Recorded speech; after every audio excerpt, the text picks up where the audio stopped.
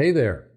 Today we want to talk about calling high, and this is part one, but really I think we have a better title, at least for part one, which is My Big Fat Greek Wedding. That's our topic for today.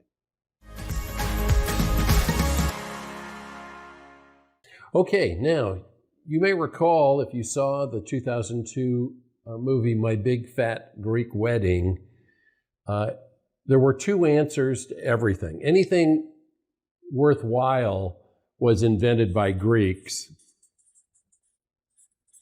and any problem could be solved with, do you remember? Windex. Okay? And we're not here to talk about this today, but we are here to talk about Windex today. So sit back, the next few minutes should be kind of fun. So I think most of you know that my background, my pedigree is strategic selling.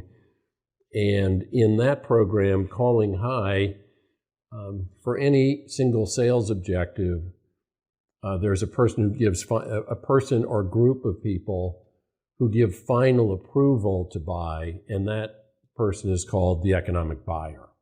In other programs, it's called the Fox from power-based selling. Holden, people talk about, the power base or calling it the C-suite or just calling high in general. I think having a little more rigor is more helpful. But the thing I think that we want to talk about today is not everybody knows they should. The question is how? How do I get there? And what do we talk about when we get together? And that's where this comes in, okay?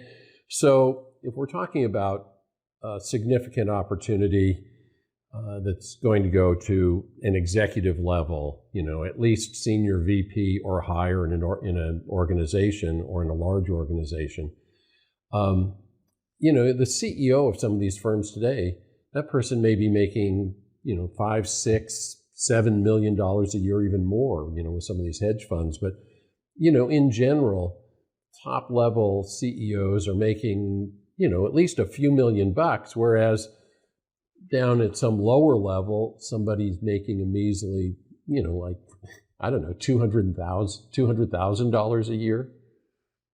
Okay, I'm kidding. $200,000 a year is real money. But it really raises the question, why is one person being paid several $1 million and the other being paid, a good salary, but clearly much less money, $200,000? What's the difference? What's this person being paid for that the other is being paid less? And what folks would often say when I was facilitating groups is, well, the CEO is being paid to make, good decisions. Well, I've got news for you. Companies aren't paying somebody $200,000 a year to make poor decisions, but the nature of the decision is different. And I think the best analogy is to think about, a ship out, on the ocean, and put some waves here for this. Okay. You've got the captain up on the bridge, and you've got, the engineer down in the engine room. And, high level and lower level. What this person's being paid for is to look out and literally flag clouds on the horizon, to look ahead, to look at pirate activity, geopolitical instability, weather, traffic, all of that, the overall course that they're going to take. This person is looking out to the future, whereas this person is being paid to make good decisions, but they're more operational. The engineer is looking at, temperature and fluid levels and RPMs and listening for any untoward sounds and making real-time, real good decisions, but they're tactical, they're operational. They're like right now in this moment versus out in the future could be days, weeks, or even months ahead. Okay?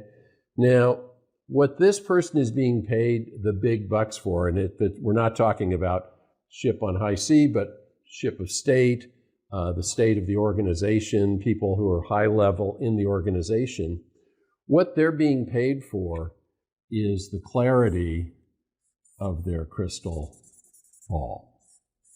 Okay? People, their ability to peer into the future and divine what is going to happen. You know, the title of one magazine article time was "The Man Who Could See Around Corners," to see what's coming before everybody else can see it and or before it's on top of us. Okay? Now, where our Windex comes in is anybody who can come in and spray a little Windex on their crystal ball is going to be welcomed by these high-level executives. So what do we mean by that?